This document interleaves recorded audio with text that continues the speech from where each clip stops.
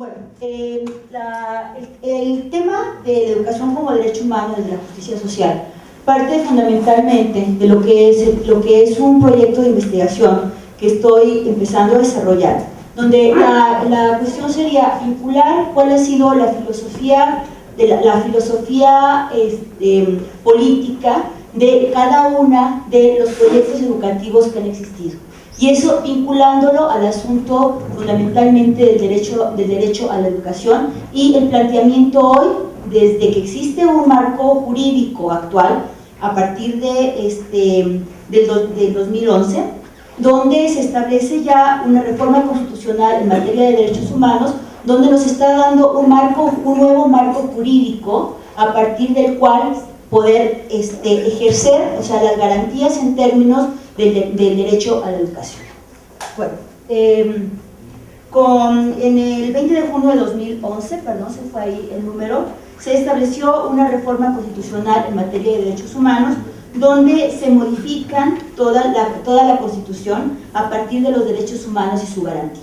O sea, esto plantea un nuevo marco jurídico de referencia para la implementación, para el diseño e implementación de políticas educativas en términos de política pública, pero también un nuevo marco en términos de la judicialización de derecho a la educación y también del garantismo respecto al derecho a la educación para el ejercicio de la política pública, pero también para el ejercicio de las personas frente al Estado. Bueno, aquí viene lo que sería las modificaciones al artículo primero, donde se establece que todos gozarán de los derechos humanos reconocidos en esta Constitución. O sea, ya no es el derecho social, sino se plantea en términos de derechos humanos, lo que nos está estableciendo nuevamente el elemento de diseño de políticas y desde ahí también cómo poderlo hacer exigible para el Estado. La siguiente. Pero ¿qué entendemos aquí? ¿Desde dónde estamos entendiendo el asunto del derecho a la educación? O sea, considerar la educación como derecho y no como un mero servicio o una mercancía tiene implicaciones jurídicas para el Estado y para las personas. O sea, la educación no es un servicio, la educación es un derecho. Como estaba establecido anteriormente en la Constitución Política de los Estados Unidos Mexicanos, la educación se ubicaba más en términos del servicio y del acceso al servicio que en términos del acceso al derecho y la obligatoriedad del Estado para la garantía. Los gobiernos tienen obligación de respetar, proteger y asegurar el derecho a la educación y las personas pueden exigir una compensación cuando se vulnere este derecho por las consecuencias que tiene en sus vidas. El siguiente, por favor. Bueno, la educación no solo es motor del desarrollo individual, sino también un conjunto de la sociedad. El derecho a la educación es estrechamente relacionado con la ciudadanía. El derecho a la educación ha sido definido como el epítome del resto de los derechos humanos, en términos de que hoy se plantea el derecho a la educación como un derecho transversal y hace efectivos el resto de los derechos: el derecho al trabajo, el derecho a la salud, el derecho a la información, el derecho a la participación política. Ahora bien, desde la sociología de la educación, ¿cómo podemos leer el asunto de los derechos humanos y el derecho a la educación visto como derecho humano? Actualmente hemos dejado de creer en la escuela de la modernidad, que sería la principal institución que se construyó para lograr la justicia social a través del mérito, o sea, universalización de servicios y méritos individuales. O sea, que eran los principios que estaban establecidos en la escuela de la modernidad. Diversos factores nos llevan a plantearnos qué ha pasado con ese modelo de justicia escolar. O sea, la escolarización no está conduciendo a la movilidad social. Existen datos, estadísticas que nos hablan que estamos en un asunto de fracaso escolar en términos de ese paradigma de la modernidad construido respecto a los modelos educativos homogenizantes. Existen nuevas formas de exclusión social que no estaban vistas dentro de este paradigma Y los modelos compensatorios que se vinieron desarrollando a partir en México, sobre todo a partir de finales de los 80 y durante la década de los 90, demuestran que no han sido efectivos. Y además existe un nuevo planteamiento y una nueva demanda hacia la educación que tiene que ver con el reconocimiento de las identidades, la individualización y la cuestión de las identidades. La justicia social y las políticas educativas. O sea, el planteamiento es que lo justo ya no puede seguir identificándose con, no se puede seguir identificando con un universalismo homogenizador, pues exige mecanismos compensadores que requieren compensarlo a través también del reconocimiento de culturas e identidades. O sea, pensar en el asunto de la igualdad en la educación a partir solamente de la homogenización o de establecer modelos iguales para todos no permite el asunto de poder comprender tanto el contexto como la diversidad de identidades para el acceso, la permanencia y finalmente el asunto de la realización de la educación en cuanto a seres humanos, más que en cuanto a acceso a los mercados laborales, que ese sería otro asunto que también habría que discutir desde la visión de los derechos humanos y la justicia social. Entonces tenemos lo que sería la justicia social como igualdad formal, ¿sí?, que está reconocida en la Constitución. O sea, siempre que hablamos de igualdad de educación, fundamentalmente nos estamos refiriendo a esta parte de la igualdad formal que está reconocida. O sea, un principio reconocido constitucionalmente, pero que no garantiza y que no permite, no ha generado las condiciones realmente para poder hablar en términos de hechos de lo que sería la igualdad real. Y la otra sería la justicia social, vista como equidad, a partir y es donde se han sustentado las políticas compensatorias en los últimos años, sobre las tesis de igualdad de oportunidades sustentadas en el principio de la diferencia que desarrolló Rawls. La siguiente. Bueno. El derecho a la educación está vinculado como universalización al paradigma de igualdad y por su parte asegurar el éxito educativo para todos se asocia a un paradigma de equidad. Entonces lo que tenemos es un paradigma de equidad que está planteado en términos también de políticas compensatorias. Y nos preguntaríamos, ¿igualdad de qué? ¿No? Acceso a la educación, y entonces en acceso a la educación empezamos a desglosar el tema de la obligatoriedad de preescolar, la obligatoriedad de educación básica y la obligatoriedad de educación media, ¿sí?, que ha sido como se han ido desarrollando las diferentes las diferentes formas de obligatoriedad. Teníamos la obligatoriedad para educación básica, después se hizo en principios de los 90s, la obligatoriedad de preescolar y después últimamente tuvimos toda la reforma acerca de la obligatoriedad de educación media superior. Entonces, lo que se está planteando fundamentalmente en términos de igualdad es la cuestión de acceso a la educación, pero ese acceso a la educación no permite ver el asunto de cuál es la diversidad de poblaciones que entran en esta cuestión de la obligatoriedad.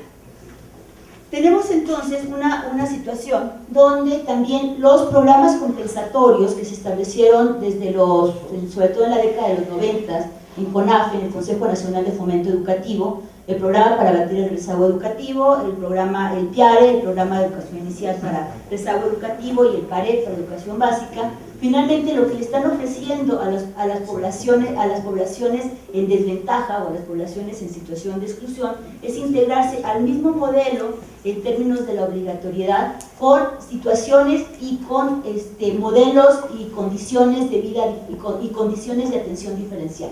O sea, no es lo mismo un profesor de educación básica, con todos los problemas de calidad de educación que podríamos decir, a lo que es la atención a los niños de comunidades de menos de 1,000 habitantes, donde trabajan fundamentalmente las escuelas comunitarias y los programas para abatir el rezago educativo a partir de instructores comunitarios, donde ni siquiera son maestros.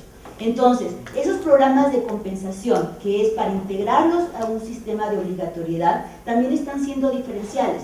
Es diferenciales en términos de maestros, diferenciales en términos de instalaciones y diferenciales finalmente también en términos de contenidos educativos. O sea, no es lo mismo, no es el mismo currículum educativo que se establece desde CONAFE al currículum educativo que se establece para una primaria rural o para una primaria urbana. Entonces, esto nos está hablando de diferencias en el interior de la construcción de los modelos educativos, planteados sobre un asunto de un planteamiento que parte de la justicia educativa como justicia distributiva, pero que finalmente no lleva a un asunto de igualdad en términos de la calidad de los servicios y el acceso a la educación. ¿Sí? Igualdad de conocimiento. O sea, otro tema vinculado también no solamente son las condiciones en términos materiales, en términos de la infraestructura educativa, en términos de los profesores, en términos de la formación de los profesores o del tipo de atención. O sea, que es lo que tiene que ver con el conocimiento. O sea, la igualdad de educación implicaría proporcionar una calidad equivalente en todos los estudiantes. O sea, un modelo comprensivo que pudiera garantizar no solo un currículum, sino también escuelas y maestros formados equivalentes. Hay que lo que tenemos hoy, una discusión que está pendiente, que es el asunto de la reforma de la educación media superior. Surgieron desde los 90 para acá un conjunto de instituciones. Empezamos con, ya no creció la escuela preparatoria, ya no crecieron los colegios de ciencias humanidades como en el DF, que es lo que sucedió, fue el crecimiento del colegio de bachilleres, después CEBETIS, CECATIS, CONALEP, CETIS, o sea, toda una multiplicidad de instituciones de educación media superior atendiendo a un modelo que no está siendo un modelo comprensivo, o sea, no es un modelo que establezca una igualdad de currículum para todos los estudiantes, sino que son modelos diferentes que finalmente tienen incluso un asunto de relación en términos de lo que sería la inserción de los egresados de manera diferencial. O sea, no es lo mismo un egresado de CEBETIS o uno de CETIS o uno de colegio de bachilleres. O sea, la formación curricular también está siendo el destino o la manera en que se van estableciendo la formación para futuros distintos. Entonces estamos diferenciando también desde los modelos diferentes de educación y predeterminando un asunto en términos de lo que serían modelos que responden más a necesidades técnicas y productivas que a requerimientos de formación humana o formación para la vida. Otro tema es el asunto de igualdad de resultados, donde estamos hablando de que las desigualdades escolares dan lugar también a nuevas desigualdades escolares.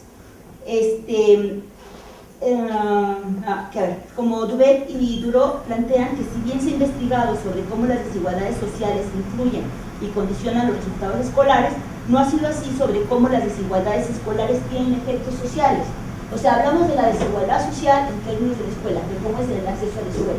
Pero las escuelas están generando la forma de organización y en cuanto que no existe una reflexión, justamente, que es lo que estoy tratando de investigar, que es la justicia social desde la escuela, no es cómo entran a la escuela, sino más bien cómo salen de la escuela y cómo la propia escuela genera también formas de justicia social que se reflejan en el tejido social y en la manera en que los individuos y las personas regresan, están en la sociedad.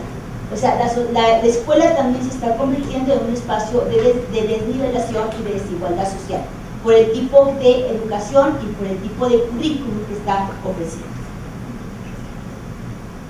Y ahí el asunto que también, o sea, ¿dónde lo reflexionamos? ¿Dónde lo podemos pensar? En todo el asunto de la diversificación de la educación superior. O sea, la escuela, las universidades autónomas, las universidades humanistas, las universidades científicas, no son las universidades que han crecido. O sea, lo que tenemos como crecimiento son los modelos de universidades, las universidades tecnológicas, los institutos tecnológicos, las universidades politécnicas. Entonces, todo este tipo de escuelas nos está generando también esta oferta educativa, que es la que ha crecido en la mayoría de los estados, que es donde se está creciendo también el presupuesto público en la educación superior. Son escuelas que también están de alguna manera generando un tipo de ciudadano distinto, ¿sí? Que no pasa por las humanidades, sino pasa por una parte técnica, Y además ahí estaría toda la problemática que tiene que ver con una ilusión de mercado de trabajo donde no existe y donde tampoco hay una incorporación de los egresados de estas escuelas a un mercado de trabajo, cuanto que no existe la oferta de empleo para este tipo de egresados, ¿sí? Un dato para las investigaciones de Hugo es, por ejemplo, en el caso de las universidades politécnicas, encontré un informe de la Secretaría de Gobernación donde plantea el vínculo de egresados de universidades politécnicas con los grupos de narcotraficantes y con los CETES, como una parte de componentes del empleo que tienen este tipo de universidades, en cuanto que no existe una formación humanista. O sea, existe fundamentalmente una formación en términos del éxito y una formación en términos de que no me importa el otro, o sea, me importo yo mismo. Que esto no estaba, esto no es la parte de lo currículum que ha sustentado las universidades autónomas fundamentadas en la investigación científica o en la formación humanística. Bueno, otro tema ya se me fue. Bueno, un tema así, rapidísimo nada más, la justicia, la que no se iba a tardar, miento. A ver, la justicia en términos de... El otro tema que tiene que ver con esta cuestión de la justicia social es también el reconocimiento de las nuevas identidades, o sea, la identidad cultural de género y de etnia, que le viene a plantear todo un reto también a la política educativa, que es una respuesta tanto a las cuestiones de redistribución económica en términos de quienes tienen acceso y no, y la otra es la demanda de todos los movimientos sociales, fundamentalmente el movimiento feminista y el multiculturalismo, donde se establece también, no solamente la educación en términos de nivelación social o en un asunto de políticas de distribución, sino fundamentalmente es el reconocimiento a la identidad, y a la dignidad de las personas. Donde se desarrolla entonces otro tipo de políticas educativas, que serían las políticas de la diferencia. Las políticas de la diferencia, que serían las políticas interculturales, todo lo que es el desarrollo de las universidades interculturales, el desarrollo también de la educación básica intercultural y el desarrollo de los programas específicos para mujeres en educación básica, media superior y superior, donde está sustentado un asunto de acciones afirmativas en reconocimiento de la diversidad y la dignidad. Bueno, ahora, ¿cuál sería el asunto de toda esta reflexión y cómo regreso nuevamente al principio de los derechos humanos y la justicia? Tiene que ver cuál es este marco jurídico que hoy existe de los derechos humanos, donde nos plantea una revisión a fondo de la Ley General de Educación a partir de los derechos humanos. Y si existen condiciones para hacerlo, cómo sean esas condiciones desde los movimientos sociales y cómo integrar al currículum el marco de los derechos humanos, que nos permitiría cambiar los referentes culturales y el derecho a la educación como un derecho simple. O sea, no es un derecho simple el derecho a la educación. El derecho a la educación es un derecho complejo para el cual garantiza el ejercicio de los otros derechos, como el derecho a la información, el derecho a la alimentación, el derecho a la salud, el derecho a la participación política. Y entonces, ¿qué tenemos? Instrumentos internacionales, como es el caso del PIDES, que sería la herramienta de exigir, el PIDES es el Pacto Internacional de Derechos Económicos, Sociales y Culturales, que sería la herramienta de exigibilidad del derecho a la educación. El PIDES, además, nace en un momento de crisis financiera, de regulación de políticas regresivas, de flexibilización laboral, crisis alimentaria, aumento de pobreza, exclusión y violencia estructural, lo cual nos da un elemento para actuar. O sea, no solamente estoy pensando en términos de esta reflexión analítica de la relación entre justicia social y políticas educativas desde la visión de los derechos humanos, sino también cómo los derechos humanos permiten un asunto de plantear, o sea, si bien no son la solución al problema, el actuar dentro del marco de los PIDES permiten un elemento que fortalece la lucha en términos del derecho a la educación pública y el reconocimiento igual a todos los derechos, ¿no? Y me parece que también el PIDES es lo que sigue, el otro. O sea, el otro. Ya. Bueno, o sea, es la mejor. La otra. O sea, es una herramienta que fortalece la lucha, desde la lucha de los movimientos sociales por la educación pública, y también un asunto de que desde estos videos esté la posibilidad de progresar en la definición del contenido y del qué para la educación, o sea, no solamente del acceso, sino de la calidad en términos de igualdad, de lo que sería el currículum y la generación de habilidades y competencias propias de los alumnos de los diferentes niveles educativos. Entonces, bueno, por ahí sería el asunto de la reflexión de cómo entrarle a la discusión entre la educación como derecho humano desde la justicia social, pero pensando también en las alternativas de intervención de cómo hacer para la defensa de la educación pública. Gracias.